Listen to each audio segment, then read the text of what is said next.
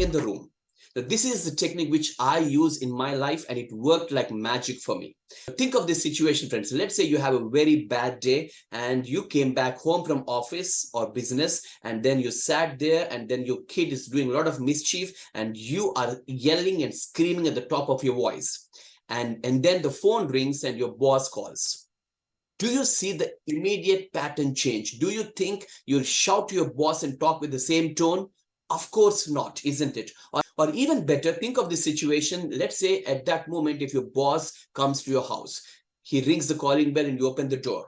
Do you think, my friend, you would respond to him with the same tone the way you're talking to your kid a moment before?